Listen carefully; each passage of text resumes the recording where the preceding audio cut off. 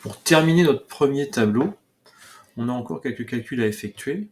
On va avoir un montant total à calculer. Le montant total, ici, c'est le montant de la pension plus le prix effectif du stage. Le prix effectif du stage qui avait fait l'objet d'un calcul à part sur la base du prix de base avec quelques conditions qu'on n'a pas développées. Donc là, c'est 900 plus 1440, donc on doit trouver de tête 2340. Donc lorsque vous avez une addition comme ça à faire, un simple égal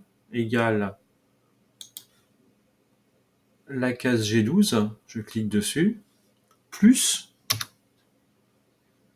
la case H12, on peut faire des plus, des multipliés, des divisés, des moins, on valide, c'est bien 2340.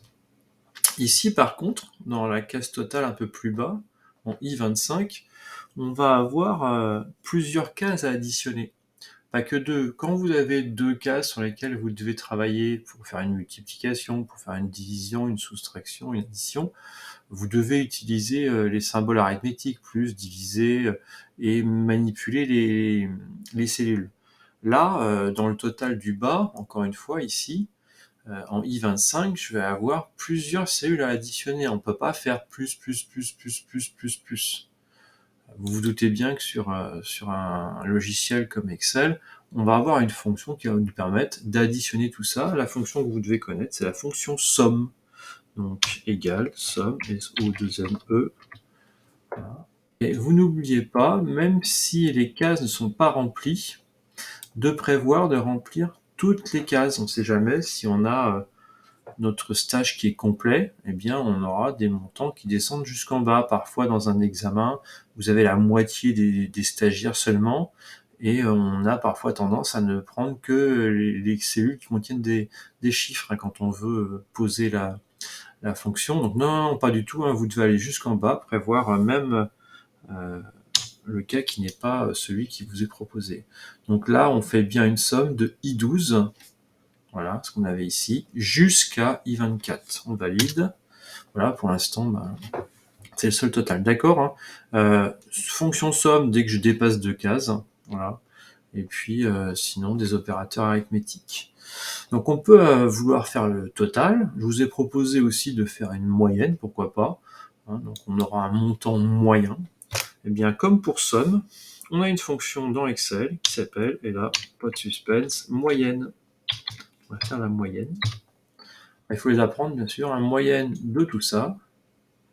En l'occurrence, ici, on va retrouver, sans surprise, 2340. Donc là, il s'avère qu'on a un format qui est un peu différent de celui qu'on a juste à côté. On va faire, voilà, on est en direct live. On va faire un petit copier-coller du format. Voilà, on va repartir avec un beau format, avec des virgules, un format monétaire, avec un séparateur de milli. Désolé pour l'intermède.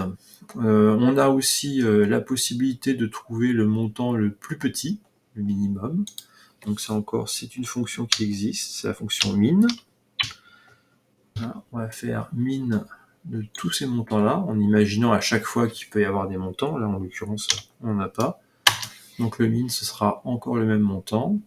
Et puis maintenant, on a aussi la possibilité de trouver le montant le plus important. Donc là, je pense que tout le monde aura compris, c'est la fonction max. Max de tout cela. Et on valide, on va inscrire quelques stagiaires, on va inscrire le 102. Là. Et puis on va inscrire, qu'est-ce qu'on pourrait prendre comme autre stagiaire, voilà, Nabila et Mireille par exemple. Voilà, 116 et 117. Pour l'instant, il n'y a aucune formule sur ces lignes-là. D'un coup d'un seul, on peut les rajouter, on les sélectionne, et puis on essaiera de recopier vers le bas, mais ça, c'est une autre histoire. Pour l'instant, en ce qui concernait les montants totaux, moyens, minimum, maximum et quelques calculs. C'est dans la poche.